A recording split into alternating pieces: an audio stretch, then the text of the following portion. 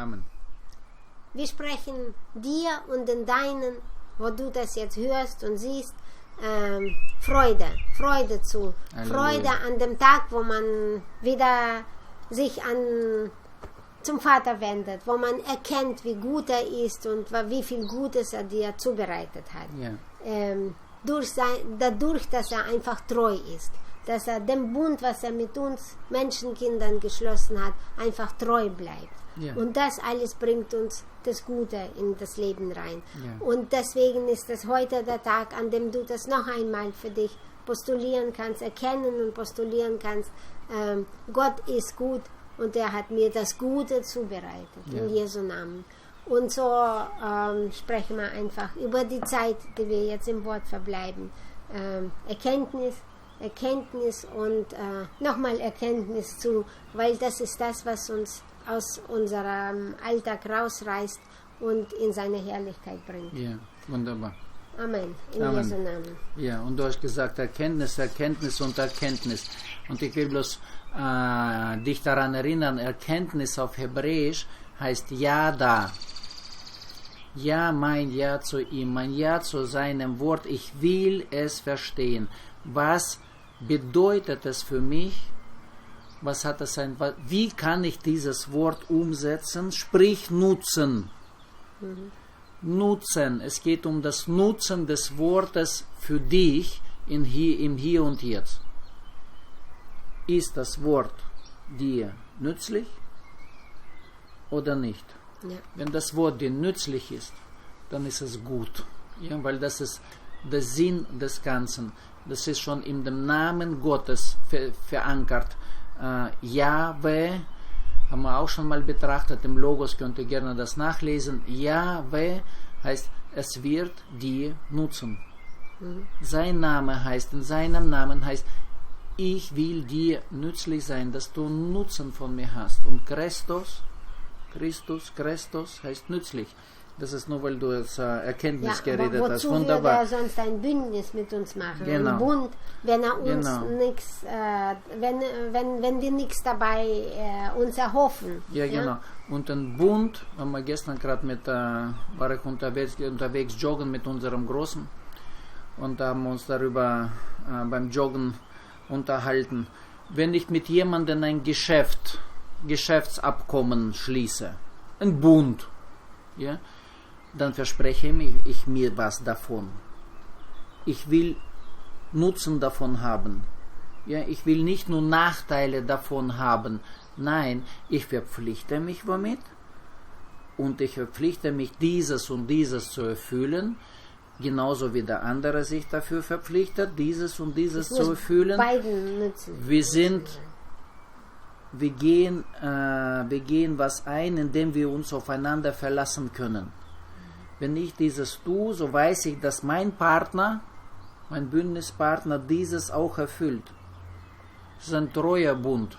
Genauso letztendlich beim Eheschließen. Das ist auch ein treuer Bund. Ja, was uns beiden nützt letztendlich. Ja. Auch nützt. Das ist so wichtig Ja. so, ja? Wo man sich ergänzt einander. Gut. Und wenn ich diesen Bund geschlossen habe, dann kann ich mich darauf verlassen. Es ist gewisse Zuverlässigkeit. Es ist Gewissheit und Zuverlässigkeit, will ich sagen. Aber das ist nicht so, dass man, genauso wie bei der Eheschließung, man schließt den Bund, man hat die Hochzeit und dann ist es schon quasi gegessen. Dann ab da gibt es nichts mehr, ist nichts mehr da, woran ich jetzt noch arbeiten muss. Ja, Yeah. aber das heißt, das beginnt erst. Die Yeah. Arbeit beginnt erst, nachdem man den Bund geschlossen hat. Yeah. Weil jeder muss darauf aus sein, die Paragraphen des Bündnisses zu erfüllen. Und der Hauptparagraph heißt, liebe Liebe den anderen und Treue. wie dich selbst. Ja, das heißt, noch mehr die Frau zu lieben. Okay, gut. Aber das Wesentliche ist bei dem Bündnis, dass man sich darauf verlassen kann. Ja? Zuverlässigkeit und Sicherheit. Ich habe gewisse Sicherheiten dadurch erlangt. Ja? Und diese Sicherheit wird aus dem Kontextuellen übersetzt im Hebräischen. Im Hebräischen heißt Amat und das heißt Treue. Ja? Treue, worüber wir gelesen haben, Psalm 54, ich will bloß kurz erwähnen, nach deiner Treue heißt das im Vers 7. Nach deiner Treue. Oder deiner das Treue heißt, willen. Ich erinnere dich, du mein Bündnispartner. Wir haben einen Bund. Wir haben einen Bund und du hast dich verpflichtet. Und ich erinnere dich daran, ich fordere dieses von dir, dass du deinen Part erfüllst. Und ich weiß, jetzt stehen wir schon viel weiter als damals der David, ich weiß, dass du dieses bereits schon erfüllt hast. So, ich fordere das für mich selber, dass ich das endlich mal in meinem Hirn kapiere, dass es bereits erfüllt ist, dass ich mich darauf stellen kann. Das ist bereits erfüllt und ich stelle mich darauf, ich stehe dazu. Er ist mir treu. Das heißt Zuverlässigkeit und Sicherheit. Ja, in welchen Zeit und vielleicht bestimmte Umstände, wo dieses nicht erfüllt werden kann. Nein, das heißt beständig, zuverlässig, beständig. Und das ist eine gewisse Festigkeit darin, was unerschütterlich ist. Seinerseits ist der Bund nicht aufzuheben. Egal wie du dich windest, egal wie ich mich winde und verhalte, von seiner Seite ist der Bund nicht aufzulösen. Das ist die Treue, ist eigentlich mit dem Wort Wahrheit nicht weit auseinander. Das ist absolut im Kontext, das ist gleiches Verständnis. Genau, weil diese Zuverlässigkeit und absolute und immer Festigkeit, ja, das auf heißt Dauer ja, heißt das, auf Dauer. Nur das, was die Zeit übersteht. Yeah. Das ist das, was die Wahrheit als Wahrheit bezeichnet wird. Und genauso die Treue. Yeah. Die Treue ist zuverlässig. Also das heißt, das überdauert alles andere. Das ist einfach fortwährend für dich da. Auch in schwierigen Treue Situationen Gottes. kann ich mich darauf verlassen. Ich kann mich darauf verlassen, dass mein Bündnispartner kann mich auf dich auch verlassen. Ja? Wenn man auch einmal ärgerlich ist, kann ich mich darauf verlassen. Gut, aber das ist nur von meiner Seite Ärgernis. Gut, also wir gehen jetzt gleich zum Wort und gehen wir vom Psalm 54, springen wir weiter weg und gehen wir nach Jeremia, Jeremia, Kapitel 32 und wir steigen da mal ein. Im Vers 38. 38 bis 41 lesen wir. Denk daran, nach deiner Treue. Wir haben gesagt, aus dem Kontext Treue, aus dem kontextuellen Verständnis, aus dem Hebräischen, heißt das, worauf man sich verlassen kann. Das gefällt mir sehr gut. Das, worauf man sich verlassen kann. Jetzt lesen wir das. Also nochmal Jeremia 32, Kapitel 32, Vers 38. Also, weil da der erste Satz beginnt jetzt, sie sollen dann wieder mein Volk sein. Man muss vielleicht vorher erklären, warum dann wieder. Ja. Ja, weil das immer wieder war, dass das Volk abgefallen ist vom Glauben. Und nachdem dann wieder die Zeiten der Gerichte kamen, Gott wendet sich immer wieder seinem Volk zu. Er ist einfach treu, er will es nicht fallen lassen. Die Israeliten bringen sich selbst durch ihre Untreue in Schwierigkeiten. So wie wir heutzutage uns auch. Genau so. Ja. Wir suchen nach anderen Lösungen, wir sagen, ja, ich doch in meiner Weisheit, ich verstehe doch die Zusammenhänge, ich mache das nach meinem Gutdünken. Okay, ich bin frei. Und dann finde ich mich in der Misere vor. Und das war genau das Gleiche. Genau, im Vers 36 beginnt trotz alledem. Ja, wunderbar. Trotz alledem. Ich weiß nicht, wie es bei euch Nun anfängt. aber. Nun aber. Und trotz alledem. Das ist gut. Weil das ist dann einfach wichtig, dass man sagt, diese Treue, die ist auch da, wo ich eben versagt habe. In dem Moment, wo ich versagt habe, ist seine Treue da. Und das heißt, trotz alledem, was du getan hast, bin ich dir treu. Bin ich dir treu. Ja?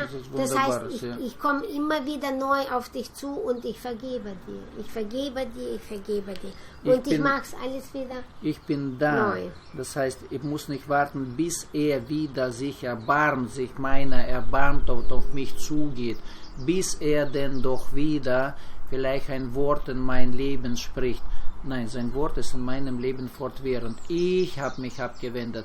Ich habe vergessen, in seinem Wort zu verbleiben. Das heißt, in dem Moment, wo ich mich zu ihm wende, es heißt trotz alledem. Ja. Wunderbar. Und da geht es jetzt um die Juden, ja? Also, Ja. um uns. Um uns. Sie sollen dann wieder mein Volk sein. Und ich will ihr Gott sein. Ich verleihe ihnen dann einerlei Sinn und einerlei Wandel, so dass sie mich alle Zeit fürchten, zu ihrem eigenen Heil und zum Segen ihrer Kinder. Wunderbar. Bei mir steht es, Entschuldige, wenn ich unterbreche.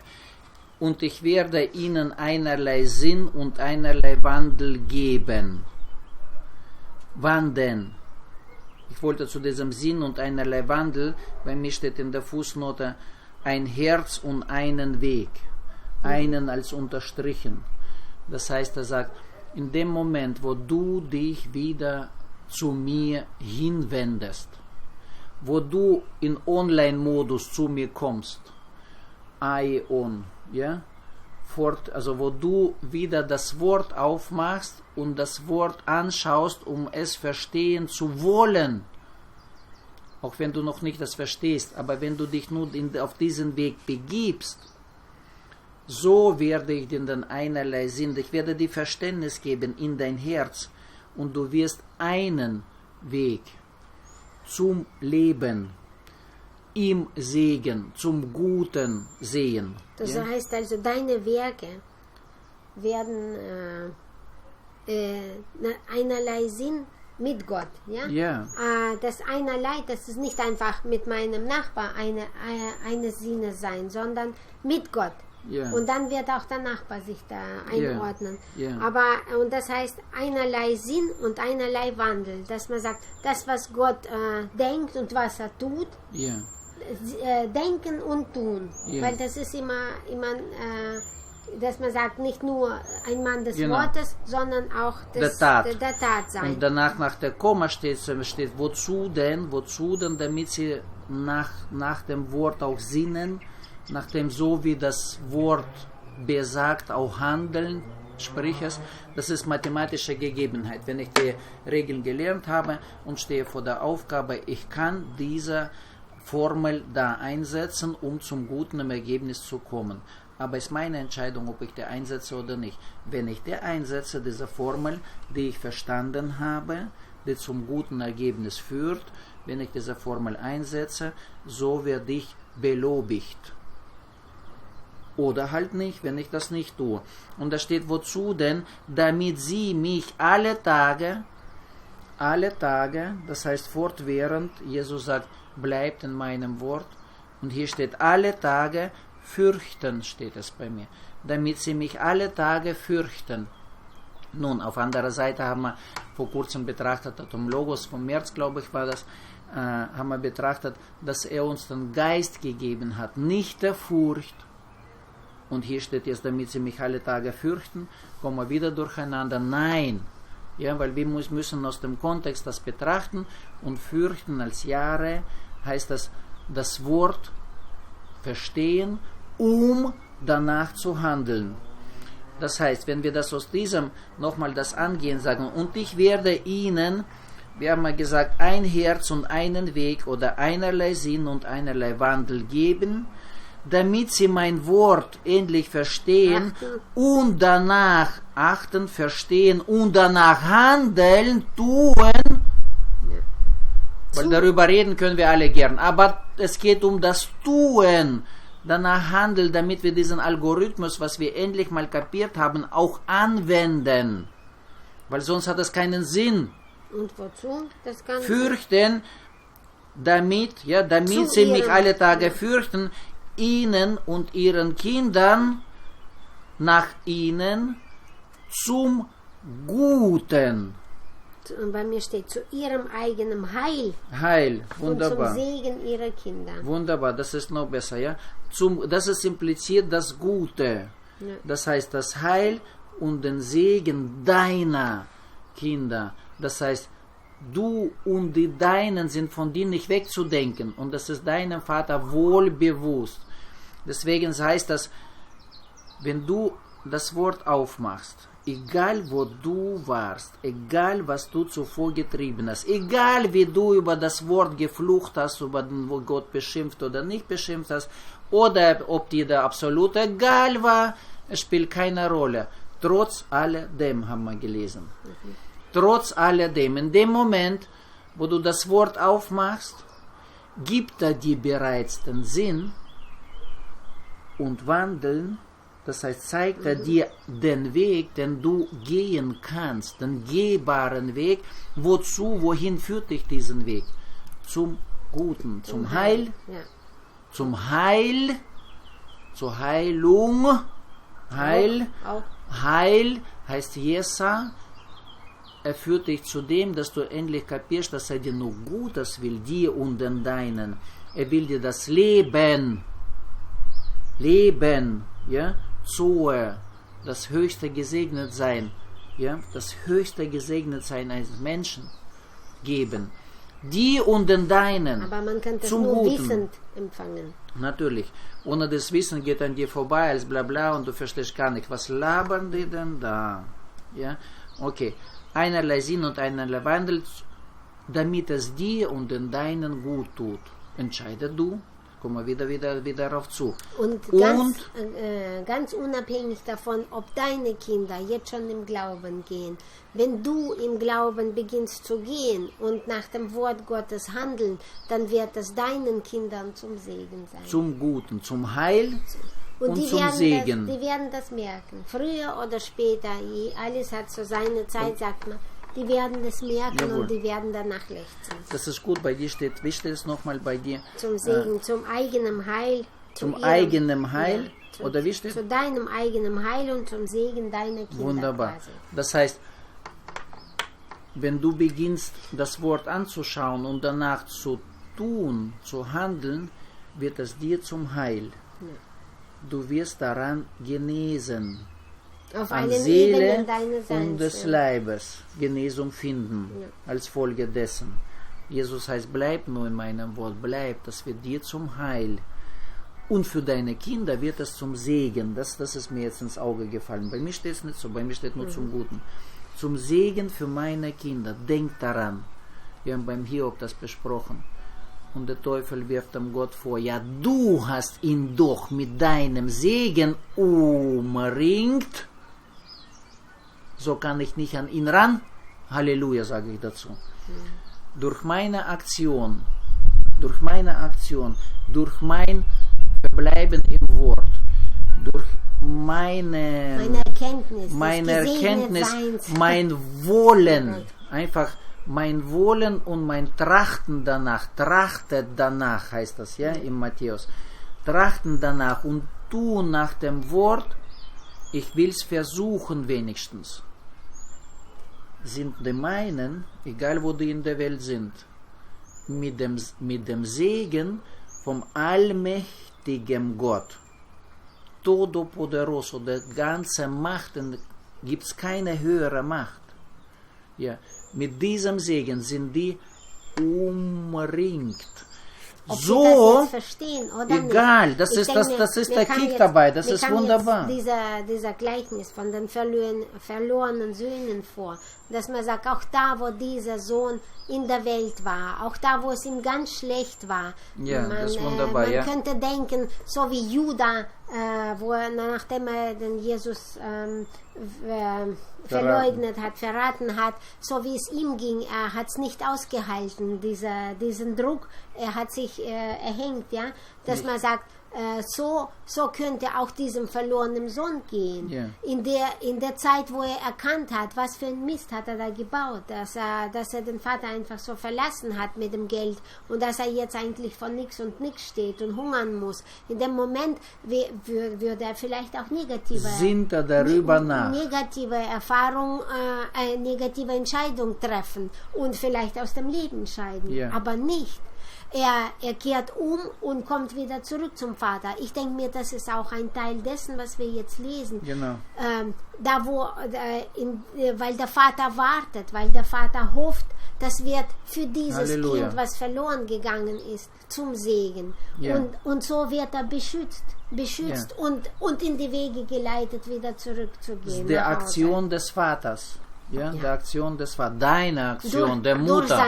Durch sein. Für deine Kinder. Genau. Weil er trotz der Aktion des Sohnes, er könnte den Sohn und das alles verfluchen und denken, so, jetzt ist alles vorbei. Aber ja? dann würde es auch vorbei sein. Dann wird es auch vorbei für den sein. Sohn, ja.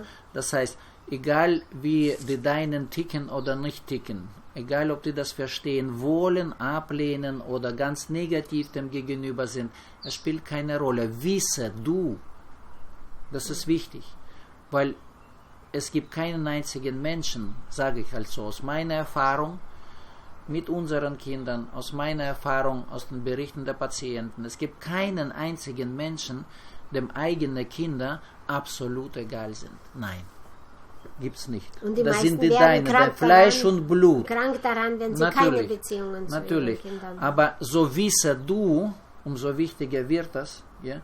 So wisse du, dass du das Wohl, will ich so sagen, das Wohl und das Wohlergehen deiner Kinder, du hast in deiner Hand. Ja. Das hängt von keinem anderen. Von keinem anderen. Das ist ein Teil des Bündnisses. Das ist ein Paragraph des Bündnisprotokolls. So, weil der sagt, gleich weiter, der nächste Vers geht es gleich um Bund. Aber nochmal will ich sagen, das heißt, mir war das nicht so bewusst. Jetzt habe ich nur auf das Gute habe gedacht, das Top heißt im Hebräisch, das alles Gute.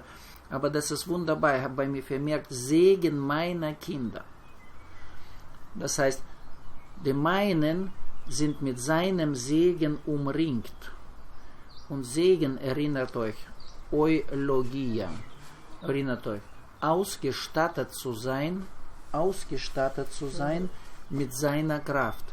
Denen ist unbewusst. Oi ist ja gut. Oi ist gut. Und Logos ist das Wort, das wirkmächtige Geschehen. Und dann dieses Gute mit dem des Wortes, Guten, mit deswegen dem Guten steht des gut. Wortes. Ja, Genau. umringt. Das heißt, die sind damit ausgestattet, obwohl die noch unbewusst, die sind noch unmündig, egal ob sie 30, 40, 50 deine Kinder sind, spielt gar keine Rolle, oder er ist 12 oder 8, spielt gar keine Rolle.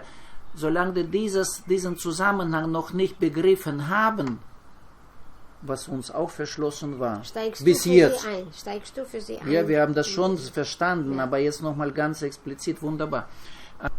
Sinne darüber nach, sinne du darüber nach. Das heißt, wenn die Deinen mit dem Segen umringt sind, das heißt, die sind mit dieser heilvoller Kraft bereits ausgestattet, obwohl das denen unbewusst ist. Ja? Und das ist was Großartiges. Es wird denen bewusst. Eines Tages wird es denen bewusst und sie werden danach fragen. Ja. Ja? Sie werden an ihrem Und Leben, an ihren Beziehungen, an ihrer Arbeit, an allem dieses erleben. Sie werden sehen und die anderen werden auch sehen, wie denn, warum denn geht es denen so gut in dieser Zeit. Und sie werden dankbar sein. Ja. Wir haben jetzt in unserer Gemeinschaft, in der deutschen Gemeinschaft, 2 Töchter und eine Mutter. Ja. Töchter über 40, sagen wir so, und die Mutter ist schon über 70, ja, und dass man sagt, sie sind sich dessen jetzt bewusst, warum sie zum Glauben gefunden haben, weil ihre Mutter für sie gebetet hat. Ja. Und genauso war uns, dass unsere Oma oder unsere Eltern für uns gebetet haben, und so kommen wir, auch wenn es später immer wieder zurück auf den Weg zum Guten, zum Segen. Und das ist wunderbar und das ist Versprechen, das ist Verheißung, das ist ein Bestandteil des Bundes, den er mit dir geschlossen hat. So sei du dir gewiss. Die Zeit spielt keine Rolle, das ist alles in deiner Hand. Je gewisser du bist, umso schneller schreitet dieser Prozess voran. Sei du dir gewiss, dass die Deinen sind nicht verloren, dass die durch deine Aktion, durch dein Verbleiben im Wort, den Segen erben, Ja. gesegnet sind, umringt sind. Genau, und spreche denn das zu, was du in ihrem Leben sehen willst. Ja, wunderbar. In Jesu Namen. Und das ist ein Bestandteil des Bundes. Und da gehen wir weiter voran. Wenn jemand schon vorauslesen will, Jeremia 32, das wird dann nächstes Mal Vers 40 sein. Halleluja. Also, eine gesegnete Woche. Wir und den Deinen. In Jesu Namen.